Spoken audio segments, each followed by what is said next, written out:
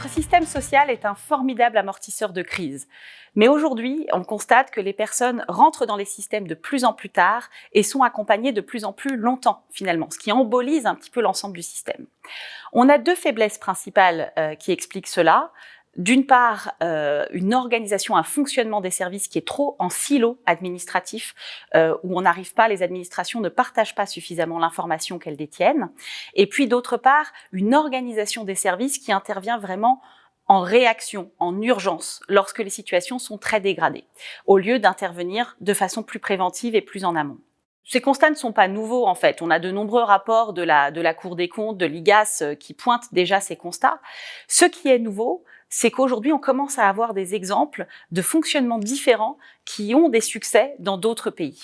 Ainsi, par exemple, en Australie ou aux États-Unis, on a réussi à mettre en place des systèmes et des modes d'organisation qui désilotent les fonctionnements, qui partagent l'information, et ils ont obtenu des résultats de réduction de 25 à 28% du nombre d'enfants placés.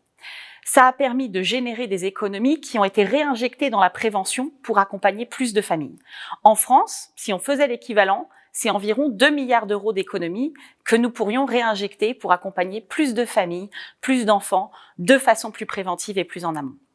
Alors concrètement, qu'est-ce qu'il faut faire pour mettre en place cette transformation ? D'abord, il faut repenser l'organisation des services pour que celle soit vraiment organisée autour d'une approche plus préventive, mettre la prévention au cœur de l'organisation des services.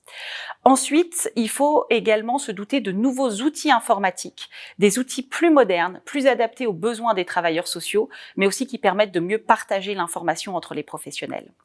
Enfin, il faut faire évoluer les pratiques de travail social, parce que ces pratiques doivent vraiment passer d'une logique de travail social individuel à un travail social coordonné, pluridisciplinaire, au service vraiment de cette approche préventive et puis aussi de la cohérence des parcours des usagers.